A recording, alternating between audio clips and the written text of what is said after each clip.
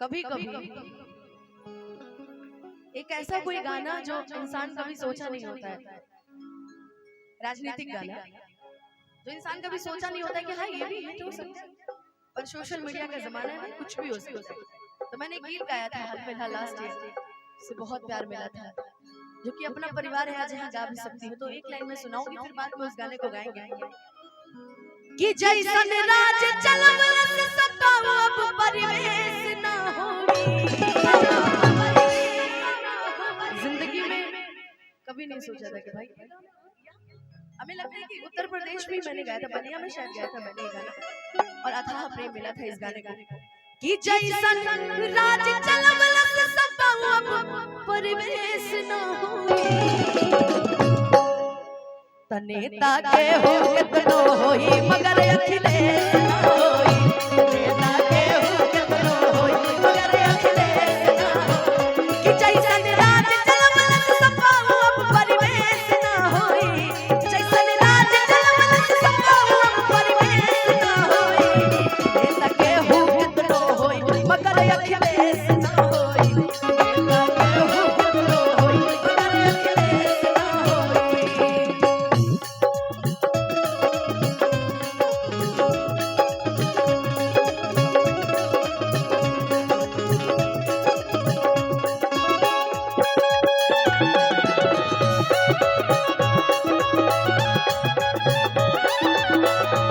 नेता के हो कितनो होई मगर अखिलेश ना होई। नेता के हो कितनो होई मगर ओम प्रकाश भैया खातिर भी बा है ना। भैया जी तो बड़े हमर यान बान सान हो। भैया जी तो बड़े हमर यान बान ए नहीं से बटे हमनी के सम्मान हो।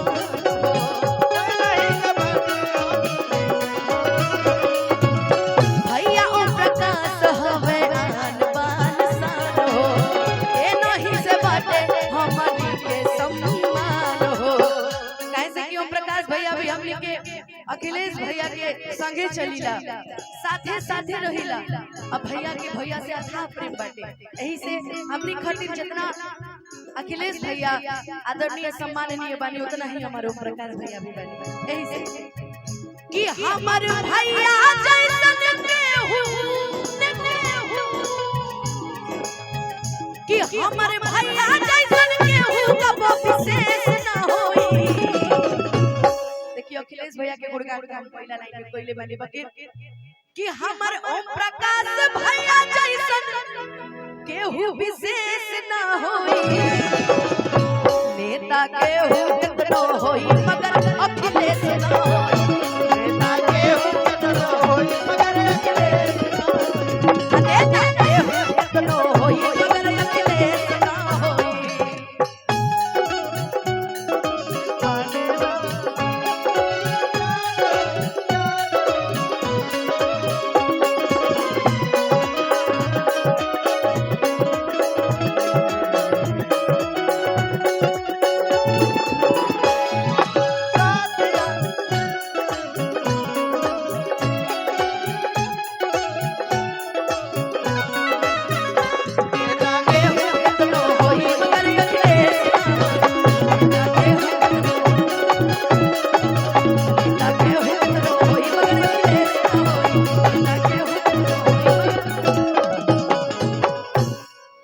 नेता केहू कितनो होई मगर अखिलेश ना होई।